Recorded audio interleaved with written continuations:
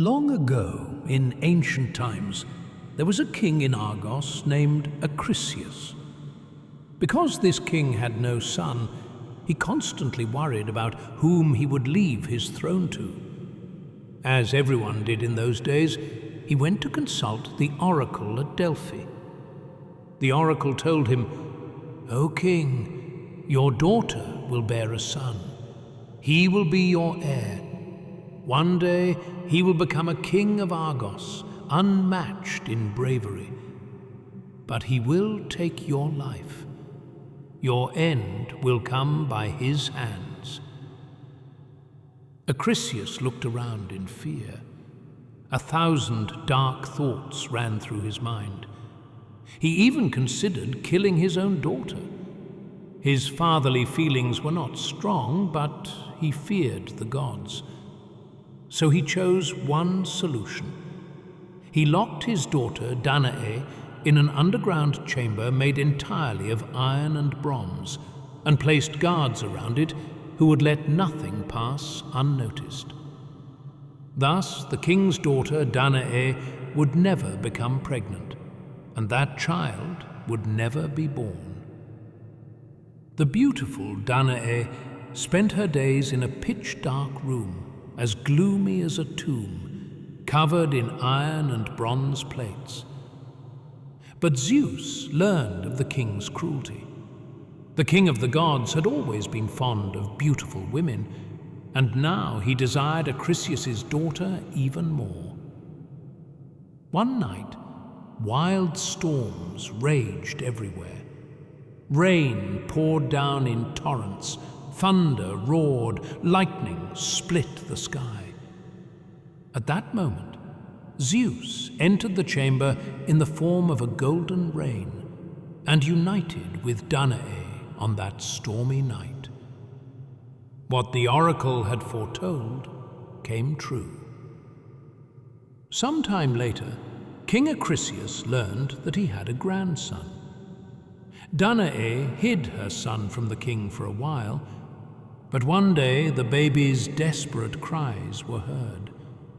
Acrisius ordered the guards to bring his daughter out of the dark cell immediately. When she was brought before him, the king shouted in anger, "So, you've had a son?" "Yes," Danae replied calmly. "You thought you could escape your fate," Acrisius yelled. Danae called him by name, for she no longer saw him as a father. Acrisius, his teeth clenched with rage, thundered at her, "Who is the father of this bastard?" Danae answered proudly, "Zeus." Acrisius refused to believe it. He screamed at her, interrogated her, and even wanted to strangle his grandson. But the gods came to his mind. He feared them and could not do it. Furiously, he ordered the guards, "Throw this woman and her illegitimate child into a chest and cast them into the sea." The guards locked Danae and her baby inside a chest and nailed the lid shut. They nailed the crate shut and threw it into the sea. For a long time, the chest drifted on the waves. Mother and son remained alone in the middle of the sea for an entire day. But the gods on Mount Olympus were not idle. They watched from above and kept their eyes on the son of Zeus. At sunrise, the chest reached the bare shore of the island of Seriphos. A fisherman named Dictys found the crate lying on the sand, pushed there by the waves. Curious, he opened it, but when he saw a child inside, later to be called Danaeus, he was frightened and stepped back from the chest. The poor fisherman, who had fallen to the ground in panic, looked for a while at the mother and child, who lay there with closed eyes and barely breathing. After recovering from the shock, he stood up and went to them. He took the unfortunate pair to his home and to his wife. His wife, just like him, was kind-hearted, and since they had no children of their own, they cared for the mother and son as if they were their own. Years passed, and Perseus grew up to become a skilled fisherman, just like Dictys. Dictys's brother, Polydectes, was the king of the island. No one knows how the king failed to notice Danae and her son for so many years, but one day he suddenly saw her. Perseus was already a grown man. Polydectes believed that Perseus might cause trouble or refuse to let him marry his mother, and so he decided he must get rid of him. After some time, the king held a great feast. He invited the country's most famous heroes, its most notable figures, and also Perseus. During the feast, he silenced the hall, stood up, and announced that he intended to marry Hippodamia, one of the most beautiful and well-known young women of the region. Hippodamia, young and passionate about horses, was the daughter of King Pelops, who ruled over the land of Phrygia. Many kings, princes, warriors, and heroes from every land sought her hand in marriage. According to ancient custom, whoever brought the king the most suitable gift would win the right to marry her. Polydectes ordered everyone he considered capable to bring fine horses as gifts for the king and the girl. He said this to Perseus as well. Perseus knew that the king desired his mother, and the fact that Polydectes was now seeking another bride brought him some relief. But Perseus made a bold promise without thinking, and now he was expected to fulfill it. According to the king, Perseus's offering would not be a horse, but something far more terrifying: the head of Medusa. Medusa was a monstrous being whose hair was made of snakes, who screamed in a terrifying voice, and whose gaze could turn anyone to stone. Perseus left the king's presence in despair, not knowing what to do. Polydectes was delighted, believing Perseus would never return from such a deadly mission, and then he could marry Perseus's mother freely. Perseus sat helplessly upon the rocks by the shore of Seriphos, thinking of his fate, when suddenly the messenger god Hermes appeared before him. Perseus froze in shock. "Do not fear, Perseus," Hermes said. "I am Hermes. Athena and I have been watching over you for a long time. We protect you. Now tell me, what troubles you so deeply?" Perseus told the messenger god everyone. Without thinking, he had promised the king something impossible, and the merciless king had imprisoned his mother. "These are not things to trouble you," Hermes replied. "Athena is the wisest of all deities. With her help, everything will be solved. Do not lose hope." Because Perseus was a son of Zeus, Athena and Hermes protected him even more closely. Athena despised Medusa and wanted her destroyed. Perseus's quest was the perfect opportunity. Athena appeared to Perseus and made an agreement with him. Then the gods prepared Perseus for battle, just as they once prepared Pandora for life. Athena gave him a bronze shield polished like a mirror, so he could look at Medusa without meeting her deadly gaze. Zeus gave him a sword as hard and sharp as diamond. Hermes gave him winged sandals, and Hades granted him a helmet of invisibility. Perseus set out for the cave where Medusa and her two Gorgon sisters lived. The Gorgons were not actually Medusa's blood sisters, but since there were no other Gorgons in the world, Zeus had declared them siblings. The cave of the monstrous creature lay at the farthest end of the land, where the sun sets, but Perseus did not know its exact location. Suddenly, Hermes' voice was heard, though he himself did not appear.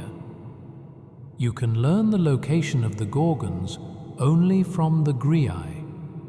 Go west to where the sun never shines. You will find them there. Griae means old women.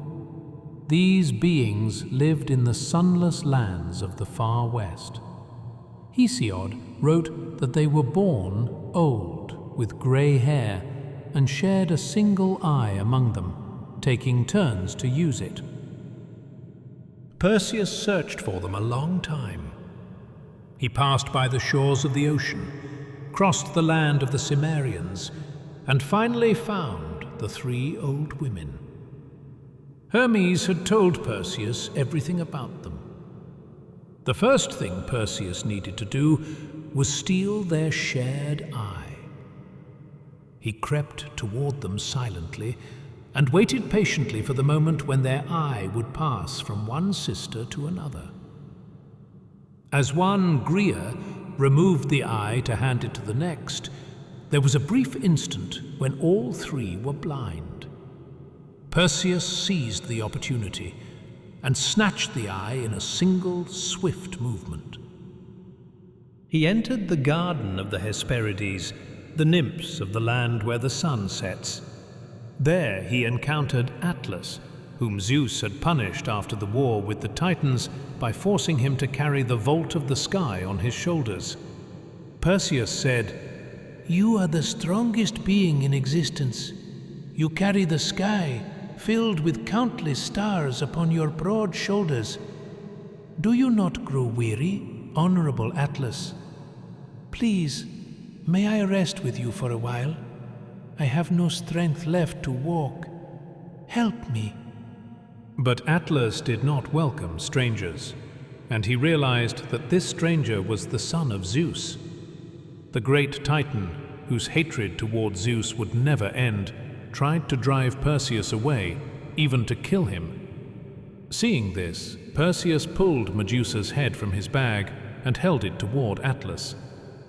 The moment Atlas looked upon the severed head, he transformed into an enormous mountain. His hair and beard became vast forests. Perseus spent the night on the slope of the mountain he had created. At dawn, he continued his flight. He enjoyed flying so much that he flew on until he reached the mysterious lands of the east. In that land ruled King Cepheus. This place was known as Ethiopia. The king's wife was Cassiopeia. She had incurred Poseidon's wrath because she boasted that she and her daughter were more beautiful than the sea nymphs who accompanied Poseidon. To punish such arrogance, the sea god sent a monstrous sea creature upon Cepheus's land, a creature so powerful that the waves it created capsized ships, and the sounds it produced caused earthquakes beneath the sea. Desperate, King Cepheus sought an oracle for guidance. The oracle said, "O king, the cost of escaping this monster will be terrible. Are you sure you wish to hear the solution?" The king thought, what could be worse than this? "Yes, wise one," he replied. "I must save my people and my kingdom. Our trade has stopped, famine threatens us, and no ships come to our ports because of this terror. Tell me, what is the remedy?"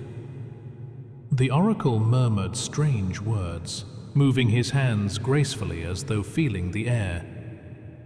"O king, the fate has been spoken. The verdict is clear. The sacrifice must be your daughter, Andromeda. She must be offered to the monster, and this sacrifice will satisfy the creature so fully that it will remain beneath the sea for thousands of years, not surfacing again for a very long time." The king left the temple in misery. It was unthinkable. Yet it was the only solution. Though he did not want to do it, the people pressured him so heavily that if he refused, they would deliver the girl to the monster themselves. When Perseus arrived in Ethiopia, he found Andromeda chained to a great rock on the shore. She was left alone for the monstrous sea creature to devour. She was so beautiful she seemed like a fairy, and if her hair had not been blowing in the wind, and if her trembling eyelashes had not shed tears, Perseus would have thought she was a statue carved in exquisite perfection. He watched her from afar for a long time, his heart pounding, before mustering the courage to approach. "You whose beauty could make goddesses jealous," he said. "What is your name? Who chained you here and left you all alone? What cruel hand has done this?" Andromeda began to sob uncontrollably. For a while she could only cry. Then she told him everything. Before she could finish, a horrifying sea monster rose from the swelling waves. It tore through the water, opening its enormous jaws, preparing to devour Andromeda. But Perseus could not allow the girl who had pierced his heart like an arrow to be sacrificed to such a foul creature. With Hermes' winged sandals, he suddenly shot into the air, rising above the waves, and descended like an eagle upon the monster's back. With the sharp sword given to him by Zeus, he struck the monster deep in its side. The sea creature suffered such a deep and deadly wound that it began to spew blood. The sea turned crimson as it screamed and sank into the depths. Immediately afterward, Perseus rushed to Andromeda and freed her from her chains. At the palace, the king sat in despair upon his throne, waiting. Suddenly, the voice of a guard made him startle. "My king! My king! The sea monster is dead! We are saved!" "What do you mean, saved? Dead? What of Andromeda, my daughter?" the king cried. The guard looked as though he had seen a ghost, his face pale. "My king, a man, perhaps a god, I do not know, struck the monster in its side. It died in agony." The guard could not finish. At that moment, Perseus entered the palace, carrying Andromeda in his arms. He told the king and the entire court everything that had happened. The king listened in admiration to Perseus's courageous tale. Then Perseus said that he wished to marry Andromeda. The king, already impressed by the hero who had saved both his country and his daughter, gladly gave his consent. Celebrations were held toward the land. Perseus prepared to continue. When they arrived, Perseus believed that by presenting Medusa's severed head to the king, he would be able to save his mother. Leaving them behind, he entered the palace and stood before the king. "My king," he said, "here is the famous head of the monster you requested. If you permit, I wish to take my mother and leave this place." But Polydectes' heart was overflowing with hatred and malice. "I do not know whose severed head you carry in that bag," he said, "but it is obvious that it is not Medusa's. No one will believe your words. You could not defeat even one of my guards. And besides, none of you are going anywhere. A stay in the dungeon may teach you not to lie. Boy." Upon hearing this, Perseus replied angrily, "Then let me prove that I am not lying." He reached into the bag, drew out Medusa's head, and showed it to the king. The moment Polydectes looked upon Medusa's face, he turned into a stone statue on his throne. The guards and palace servants, witnessing such a miraculous sight, fled the palace in panic. Not long after, Hermes and Athena appeared beside Perseus. Perseus returned the winged sandals and the helmet of invisibility to Hermes, for they had been borrowed from the gods. but the diamond-sharp sword was a gift from his father Zeus. He also gave the shield and Medusa's head to Athena. After all this, Perseus set out for Argos with his mother and his wife. When the Argos king, Acrisius, heard the news, he feared the prophecy would come true. He abandoned his crown and fled to the city of Larissa. But fate is inescapable. When Perseus learned of the situation upon arriving in Argos, he set out for Larissa. His aim was to bring his grandfather back to Argos and restore him to the throne, so the family could live together in peace and forget the past. At that time, the king of Larissa, according to tradition, was holding festivals and competitions in which people from all walks of life could participate. Fierce contests were taking place. To avoid drawing attention, Perseus joined the discus competition as an ordinary man. And here, fate revealed its hand. His opponent was his grandfather. But Perseus, having never seen him, did not recognize him. He hurled the discus with all his strength, and Acrisius was struck.